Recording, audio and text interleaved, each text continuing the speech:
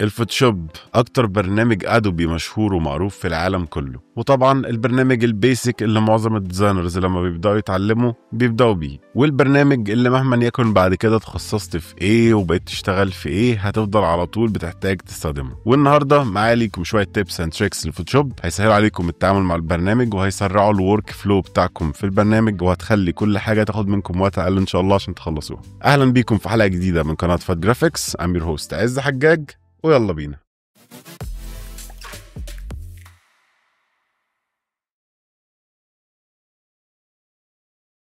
اول تريكه معانا في الاي دروبر تول. الاي دروبر تول فيها حاجه مريحه جدا لسه مكتشفها من قريب.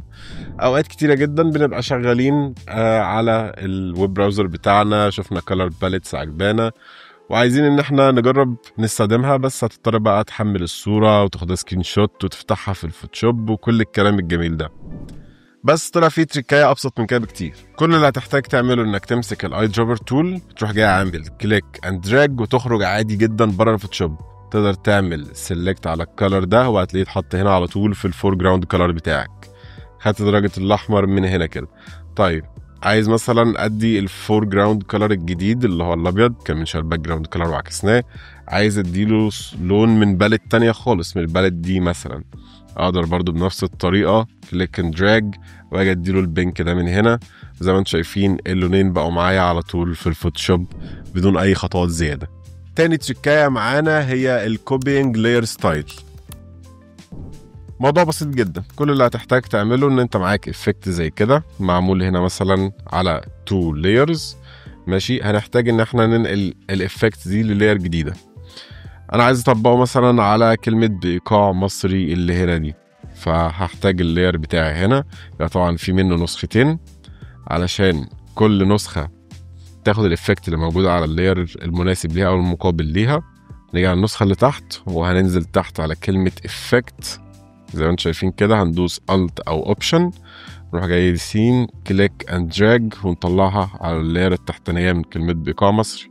بعد كده هنيجي على اللاير الفوقانيه من كلمه جولد وندوس برضو على افكت بالت او اوبشن، نروح جايين رافعينها لللاير الفوقانيه من كلمه بايقاع مصري زي كده. تالت نصيحه معانا editable layers. لما تبقى شغال على الفوتوشوب طبعا واحدة من أسوأ الحاجات اللي ممكن تحصل انك تبقى عملت حاجة عايز ترجع فيها، عايز تغيرها، عايز تشيلها، تفضل تدوس كنترول زي او كمان زي كمان زي كمان زي، وفي الاخر تلاقي ان الخطوات الباك ستيبس اللي معاك او العدد الاندوز اللي موجود معاك مش كفاية انك ترجع للحاجة دي. وقتها يبقى كل اللاير اللي انت عامله ده باظ ومحتاج تعمله من الاول وجديد. طيب عشان تحل الموضوع ده ببساطة كل اللي محتاج تعمله انك تخلي اللاير بتاعتك editable، تقدر تعدل فيها في اي وقت. بس للأسف مش كل اللايرز كده باي ديفولت، ففي بعض الأحيان هتحتاج انك تشتغل على الموضوع ده. مثلا معانا هنا الكون بتاع الايس كريم ده وعايز اديله مثلا موشن بلور، فاقدر اجي من قائمة فلتر واقدر اخش على بلور وهلاقي هنا طبعا ايه الموشن بلور بتاعنا. نقدر نحدد الزاوية بتاعته اللي احنا عايزينها ونحط الديستنس اللي احنا عايزينها وكل الكلام الجميل ده وادوس اوكي. طبعا زي ما انت شايف هنا كده اللاير ما يقدرش يتعدل ولا اي حاجة، الموضوع اتطبق وخلاص اختفى. طبعا دلوقتي لو عملنا كمان زي وصلنا عادي، رجعنا للخطوة اللي احنا عايزينها. بس في بعض اوقات كتيرة جدا كمان زي ديت مش هتبقى سهلة كده، مش هتبقى خطوة واحدة اللي هترجعها. يعني في خطوات كتيرة جدا انت عايز ترجعها، وممكن اصلا حتى على ترجع كل الخطوات دي ما توصلش للموشن بلور اللي انت كنت عايز تشيله. فدلوقتي اللاير ده وهو معانا نقدر نيجي عليه ندوس على المساحة الفارغة اللي هنا ونقدر نعمل convert to smart objects.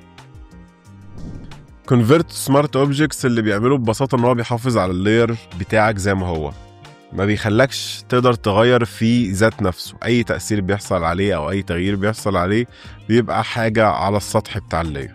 فمثلا هنمسك برضو اللاير بتاعنا، نخش من قائمة فلتر بلور موشن بلور، وبرضو نقدر نغير الديستنس والزاوية وكل حاجة هنا عادي. بس الفرق ان اول ما ندوس اوكي المرة دي هتيجي تبص تحت هنا هتلاقي الافكت اسمه موجود عندك تحت اللاير بتاعك. طبعا تقدر بكل سهولة تدوس دبل كليك على كلمة موشن بلور ويفتح لك نفس القائمة اللي احنا كنا فيها تاني، تقدر تغير فيها المرة دي براحتك كمان مرة وتدوس اوكي، ومهما تعمل الموضوع ده مش هيتغير. طيب عايز تشيل السمارت اوبجكت وترجع اللاير بتاعك للاير عادي تاني. للاسف السمارت اوبجكت ممكن يرخم عليك في شويه حاجات، زي مثلا لو جبت الريجر تول وعايز تمسح حته من اللاير بتاعك، زي ما انت شايف الاوبشن ده مش مسموح لك. تستخدم التول هيطلع لك مسج زي كده.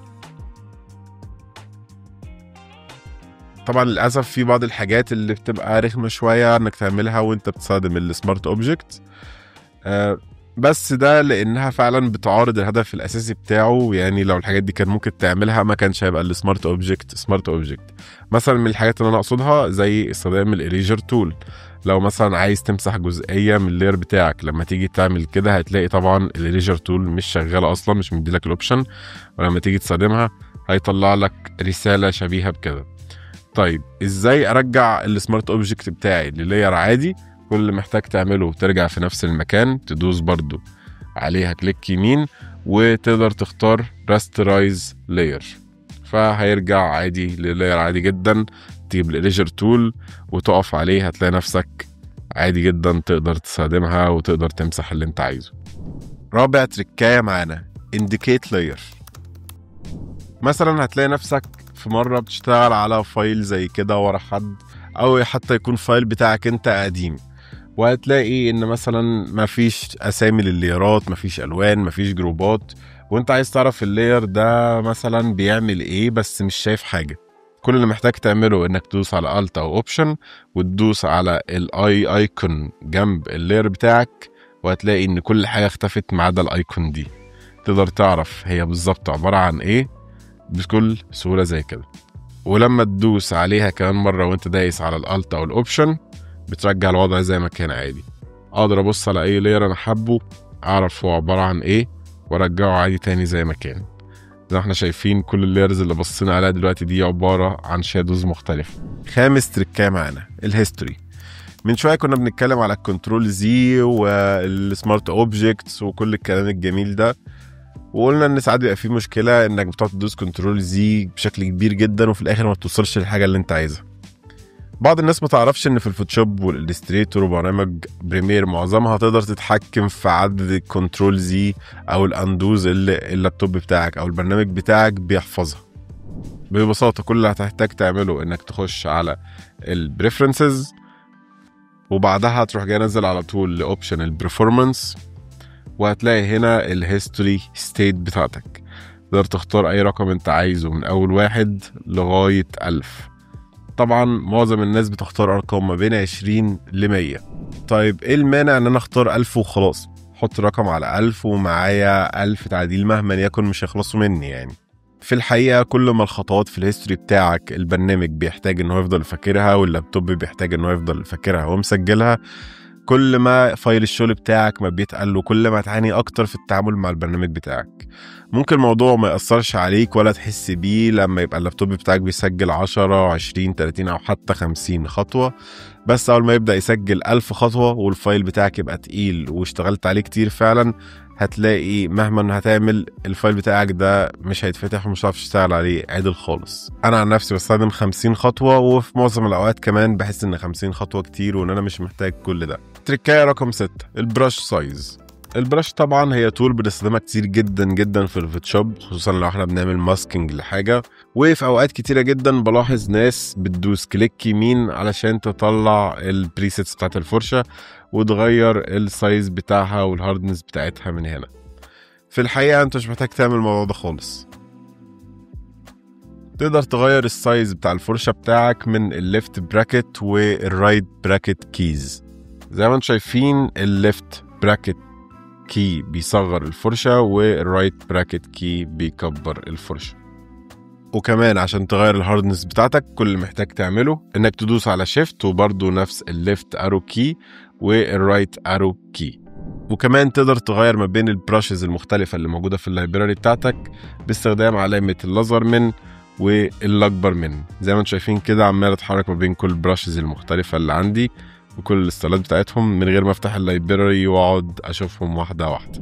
سابع تركايه معانا الاوفر سكرول. طبعا لو حد اشتغل على برامج تانية زي الستريتور او انديزاين هياخد باله من فرق ما بينهم وما بين الفوتوشوب في التعامل مع الارت بورد بتاعتك او الكانفاس بتاعتك. في الالستريتور ليك حريه كبيره جدا، بيبقى عباره عن بورده كبيره تقدر تحط عليها كل الكانفاسز او الارت بوردز اللي انت حاببها واحده جنب التانية وتتحرك ما بينهم وفوق وتحت وتشتغل بره المساحه بتاعتك عادي جدا. في الانديزاين حاجه ليميتد اكتر من كده شويه بس يعتبر نفس النظام ونفس الفكره. انما في الفوتوشوب هتلاقي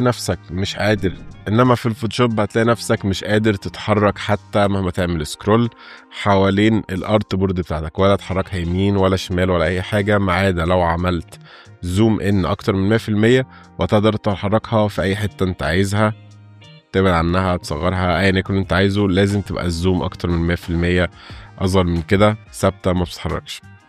ده بيرخم عليا الصراحه الشغل بتاعي في اوقات كتيره، بيحسسني ان انا ريستريكتد، ان انا مش قادر اتحرك براحتي، مش واخد حريتي. فالاوبشن ده طلع ليه حل في القائمه بتاعه البريفرنسز بتاعتنا، اوبشن تولز. هتلاقي هنا اوفر سكرول، اول ما تفعلها وتدوس اوكي ترجع هنا حتى وهي صغيره زي كده تقدر تتحرك في اي حته انت عايزها وتاخد راحتك عادي جدا في الشغل بتاعك. تامن تركايه معانا تشينج كولر. ناس كتيره جدا لما تيجي تشتغل على الشيبس او التكست، خصوصا في التكست، ويعوزوا يغيروا اللون بتاع التكست بتاعهم، بيضطروا ان هم يجوا يمسكوا التكست وبعد كده ينزل في التكست تول ويطلع هنا في الاوبشنز بتاعته يروح جاي مغير اللون. طبعا ما عدا لو انت في نسخه حديثه شويه من الفوتوشوب وعندك النافيجيشن سنتر اللي موجود تحت كده وتقدر على طول انك تروح جاي دايس كليك ومغير اللون من هنا. بس يعني ده مش متوفر لسه في كل نسخ، فهنقول التريكات بتاعتنا برضو. في الحقيقه انت مش محتاج تعمل كل ده، عادي جدا زي ما بنعمل في الباك جراوند بتاعتنا وانت على اللاير بتاع التكست. لو دوست اوبشن ديليت هيغير لك لون التكست بلون الباك جراوند كلر بتاعك. نفس الكلام في الشيب بتاعك، لو جيت برضو مسكت الشيب ورحت جاي دايس عليه اوبشن ديليت هيغير اللون للفور جراوند كلر بتاعتك على طول من غير ما تحتاج تطلع في الفيل كلر بتاعك وتغيره ولا اي حاجه.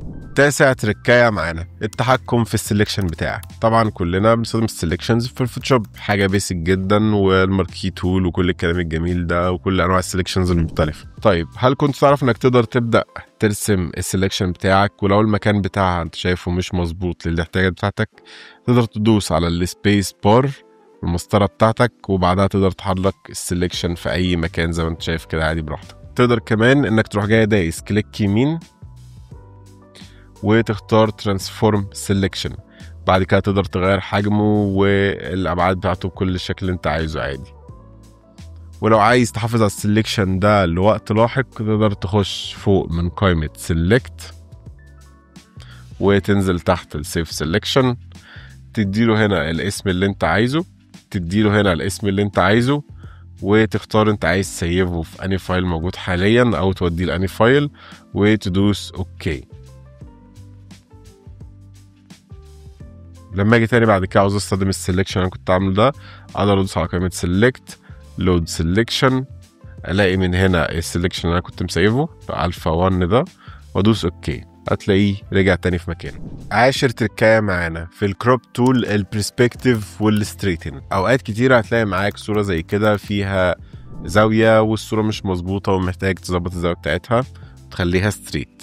الموضوع ده بسيط جدا بالكروب تول، فكل اللي هتحتاج تعمله انك تاخد الكروب تول زي كده، تيجي على اوبشن ستريتن من هنا وتشوف لك اي خط مستقيم تقدر ترسم عليه بالستريتن تول بتاعتك. الستريتن تول هتاخده كريفرنس لايه اللي المفروض يبقى مستقيم كشكل هوريزونتال او فيرتيكال وهتمشي التاني عليه. الخط المستقيم او الستريت بتاعك في العادي جدا ممكن يبقى الهورايزن لاين بتاعك. الهورايزن لاين او اللي هو خط الافق هو الخط اللي بينتهي فيه الارض او بتتقابل فيه الارض والسماء بتاعتك. فمثلا الهورايزن لاين عندنا في الصورة هنا موجود هنا اهو. زي ما انتم شايفين بعد ما عملت الخط بتاعي الصورة اتقصت بالشكل ده، اقدر اجي ادوس صح ونستنى شوية ونشوف النتيجة. زي ما انتم شايفين بقت مظبوطة كده. تاني حاجة معانا هي البرسبكتيف. معايا هنا صورة زي كده او لوحة زي كده مرسومة، وعايز اخدها مش عايزة تبقى جاية في برسبكتيف كده او جاية بزاوية، لا عايز اخدها تبقى جاية ستريت ومالية الصورة بتاعتي والارت بورد بتاعي كامل. هتيجي برضو في الكروب تول بتاعتك، هتدوس عليها شوية وتختار البرسبكتيف كروب تول، وهنا هتيجي بقى وتبدأ تدوس بوينت حوالين الأوبجكت بتاعك. فهبدأ أعملها أنا دلوقتي.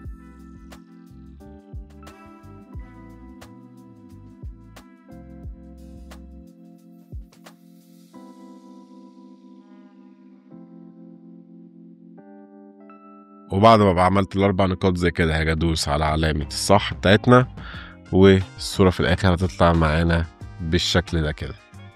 آخر تريكاية معايا النهاردة هي الانفيرتد ماسك. طبعا كلنا عارفين في الفوتوشوب لما بتيجي تعمل الماسك بتاعك تيجي من الايكون اللي موجودة تحت هنا كده، تروح جاي دايس عليها، ماسك بيتعمل لونه أبيض، بتجيب البراش تول بتاعتك باللون الأسود وتبدأ إنك ترسم عليها علشان تخفي الحاجة اللي أنت عايز تخفيها.